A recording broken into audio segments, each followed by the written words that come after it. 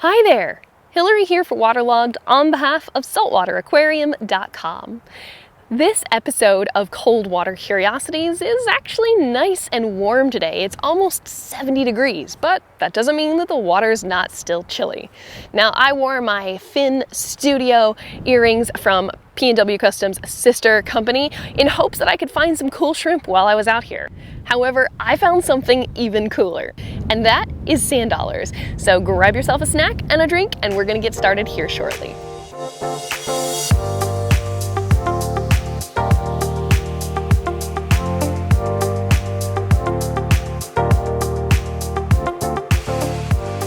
Now, just like their names suggest, sand dollars live in the sand. Now, when I come out to film these videos, I typically try and come out at low tide to give myself access to the most beach space as possible. Now, today when I came out, it happens to be the second lowest low tide of the month, which means I have access to a lot more beach than I would typically have. And it's why I was able to find these sand dollars today. So while the water in this tank is clearing up, let me tell you a little bit about sand dollars. This is the eccentric sand dollar. It's actually the only species of sand dollar that can be found here in the Pacific Northwest. That being said, there are approximately 250 different species of sand dollars found in the waters worldwide. Sand dollars are considered echinoderms. Basically, this means that they're marine animals with radial 5-part symmetry. Even though this sand dollar species is the only species that's found here in the Pacific Northwest, you can actually find them all the way from Alaska down to Baja California in sandy environments between the low intertidal areas and all the way down as deep as 290 feet. Now, something that I found really fascinating about this specific species is that in the subtidal areas, now this means that the areas that are lower than the lowest low tide, you can find these sand dollars in densities of up to 523 individuals per square yard.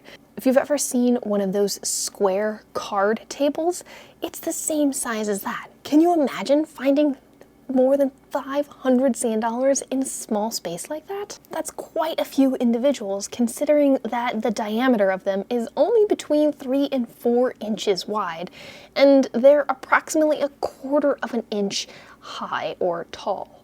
Now, the lifespan of these guys is actually fairly long. They can live up to 9 years. So when you find sand dollars on the beach, there's a fairly easy test that you can do to see if they're alive.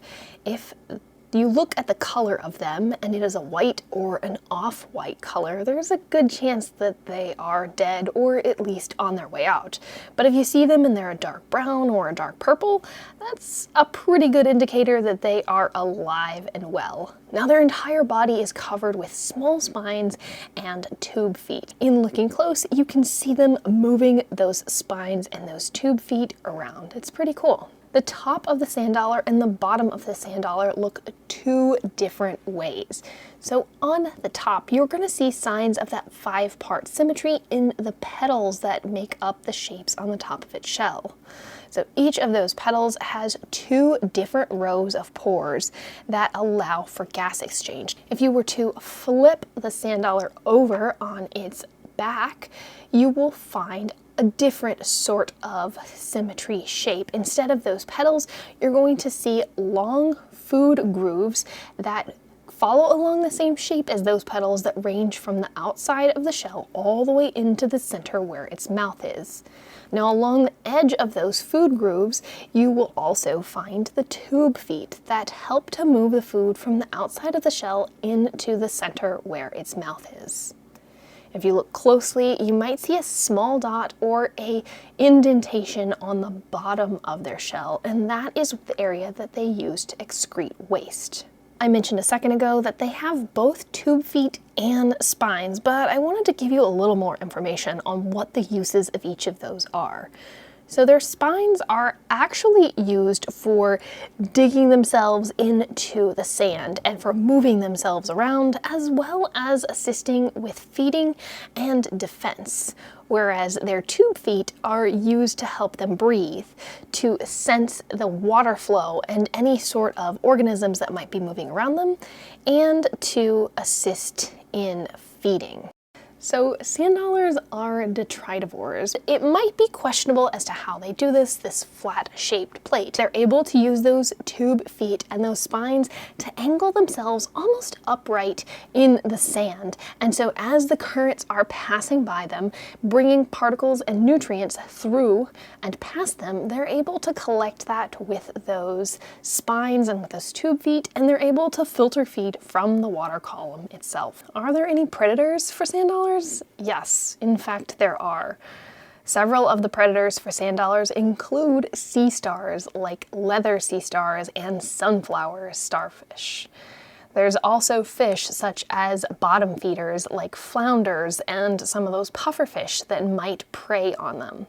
Crabs are also another predator, as well as the occasional sea otter. And we can't discount humans because honestly, many of us collect their shells to use in decoration. When it comes to sand dollars in aquariums, honestly, finding them in home aquariums is fairly rare. I will say that there are many public aquariums that have sand dollars on display, but honestly, they're not the easiest species to keep, mostly because they need so much sand and a healthy, well-established sand bed that is very oxygenated, and in the case of eccentric sand dollars, it needs to have cold water. This video has been very special for me. I can remember as a kid walking along the beach and finding bleached or dead sand dollars all the time. And to be able to not only find sand dollars, but find live sand dollars and be able to share that with you makes me really happy. I hope you've enjoyed this just as much as I have, and I really look forward to seeing you for the next video.